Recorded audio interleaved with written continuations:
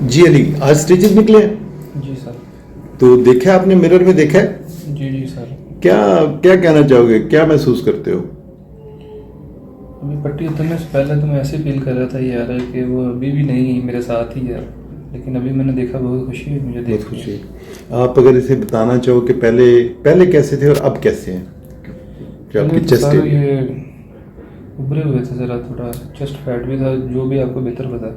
वो एक उभरे हुए शेप, ज्यादा हाँ जी, थे, वो प्रोमिनेंट थे, ज़रा बुरे प्रोमिनेंट लगते थे। ज्यादा थे और जी एक्सेस फैट लग रही। अच्छा, जी जी। ठीक। अभी तो फ्लैट है। अभी आप जो देख रहे हैं, अभी आप महसूस करेंगे आपकी चेस्ट जो है, ये मैं साइड व्यू दिखा रहा हूँ, अभी ये बिल्कुल फ्लैट है, ठीक है। अगर किसी के साथ ये इशू हो तो सीरियसली थोड़ा सा अपने, ये मेंटली टॉर्चर ही होता है कि इंसान के साथ, तो अपने डॉक्टर से रुजू करे।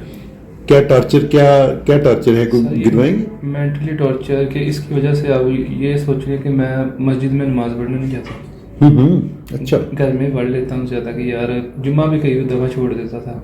अच्छा। सर्दियों में तो पढ़ लेता बंदा, ऊपर से जैकेट वगैरह पहनी होती है।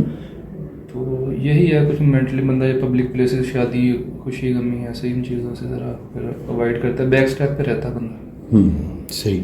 अब आप क्या समझते हो कि कॉन्फिडेंस कितना जो है गेन हुआ? कॉन्फिडेंस तो मैं छोटे भाई को कह रहा था कि यार अभी वो जो कॉटन के सूट होते हैं वो ब्रीक से, वो पहनने में खुशी होगी बंदा एक। फाइन, ठीक। और ये अभी मैं आपको बता दूं कि अभी क्योंकि स्टिचेस खुले हैं, अभी से हफ्ता डेढ़ का टाइम हुआ। अब नेक्स्ट जो है एक डेढ़ माह में आप देखेंगे कि ये और ज़्यादा जो स्वेलिंग है वो जब सबसाइड होती है तो ये और ज़्यादा इम्प्रूवमेंट जो है इसमें आ जाएगी। ठीक हो गया? जी जी। चलिए, थैंक यू।